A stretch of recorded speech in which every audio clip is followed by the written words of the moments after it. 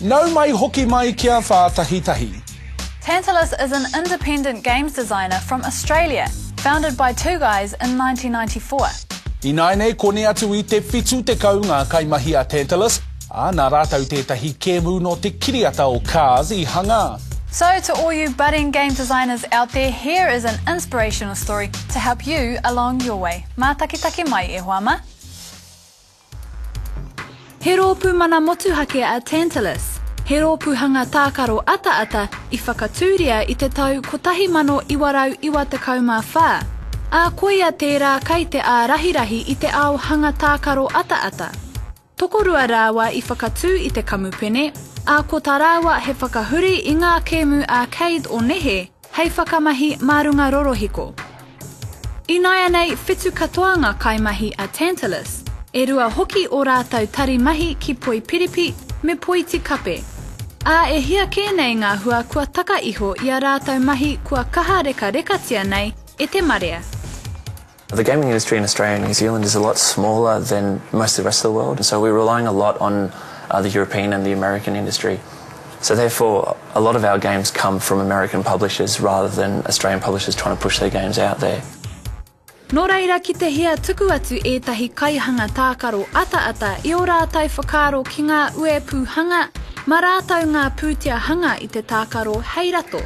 Me rangatira ka tika te whakaro e horahia ake nei, he kaha tawhiti no rātau I te pōkapu o te ao tākaro ata-ata. I te tau 2007, ka hangaia e Tantalus te Cars Mater National mo te Nintendo DS. He mea I waihangatia ake I te paki waituhi a Pixar, ko Cars te ingoa. Whai muri I te angi tūhanga ki tēnā o ngā kaupapa, ka tīkina ake ko Tantalus hei hanga I tētahi tukunga tuarua, ko Cars Racerama te ingoa, mo te Nintendo DS me te PSP. It would have taken about a year and a bit to make. And it goes from everywhere from the start, from scripting up exactly what the game's about, so from nothing all the way to the finished product. And that goes through the entire studio as well. Ki roto I te rōpū waihanga ētahi kaituhi, ētahi kai waihanga tākaro, ētahi kaituhi 3D, ētahi ringa tuhi ata-ata me ētahi kaihanga hōtaka. So a designer will sit down and lay out exactly what the game has. So say it'll have 15 tracks, it'll have 18 cars. That will then get passed to me. As a lead artist, I have a team underneath me. For Cars, it was a team of 5 artists, so I make sure that they've got work to do. Ahakoa ki ētahi ue pūkē, kai tēnā kaihanga hōtaka, kai tēnā kaituhi whakaata, kai tēnā kaituhi taumata tōna ake mahi. Ki Tantalus whakahautia ai ngā kaimahi kia raweke I ngā wāhanga katoa o te tukanga hangahanga. Kia mārama ake ai rātau ki te tukanga. Kia mā tauranga hoki ai ngā kaimahi. Kia whakamā here-heretia ana e te ringa huahua te aronga o te tākaro. Kia ha hoki ngā ara ngā mahi me oti e tutuki ai tēnā whainga. Oti rā te kēmu. Ka hoa tuna te kaupapa ki ngā ringa o te kaitoi hei whakatinana. I'll find an artist that's really good at doing levels, and they'll make a level for a good couple of weeks. The level itself is quite a large file that incorporates the entire racetrack. In this case, there's 3 racetracks, which all gets built by one artist over the course of a couple of weeks, or in this case, it took, I think, 2 months to get one level done. And then the car, as a separate model, goes through the same procedure, just less detail. Basically, you make the model, it starts off as a cube.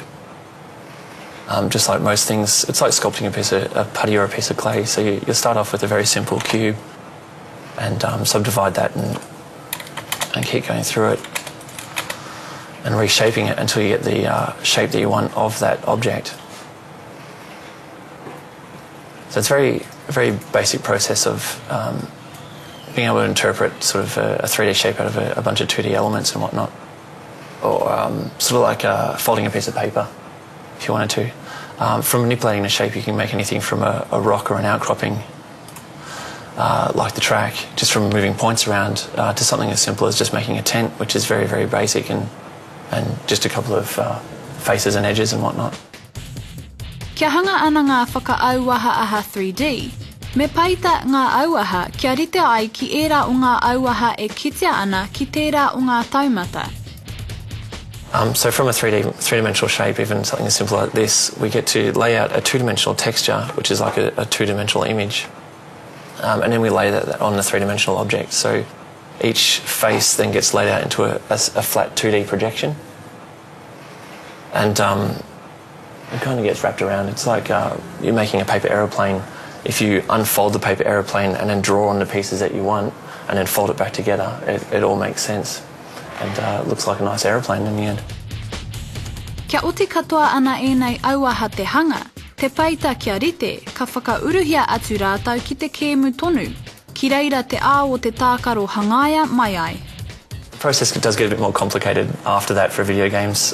There's lighting to consider, so all the dark areas and light areas in this level are actually painted by hand. It's not as simple as putting a light in the scene and having everything reflect that light information. We choose a point on the surface, like this point just here, and we paint that colour, and that gives off that shine. That then gets blended with the texture of the object to create the essence of, or the illusion of a light. There's a good example over here of Fillmore's hut, where it looks like it's glowing and giving off a purple haze, but in actual fact it's just a bunch of lights that are painted in. So the pink is actually painted into the scene to give off the illusion that it's actually a light source emitting. Kia oti I tēnā rōpū me tēnā rōpū o rātou taumata tākaro, ka whakaaimihia atu ngā mahi ka tukuna kia whakamātautautia, kia tika rā anō ai mo te tuku atu ki te ao. Doing a 360 or a PlayStation 3 game requires a lot more staff and a lot more overhead as well. For Tantalus, a handheld game is quite simple, and it's what we know how to do, and we do it really well and very, very quickly, which is why publishers like us. Ko tētahi o ngā tukunga tuatahi a Tantalus, he mea I waihangahia ake mo te Game Boy. A ko ētahi o ngā hua I angitu, he mea I kapohia ake e te uepu Nintendo. A ko Top Gear Rally tētahi o aua tukunga, I whakataukia ki te honore IGN Game of the Year I te tau 2003. Mai I reira kua whānui ake ngā hua, ngā angitūtanga mo Tantalus. Puta ake ana e hia kēnei ngā tukunga mo te DS me te PSP.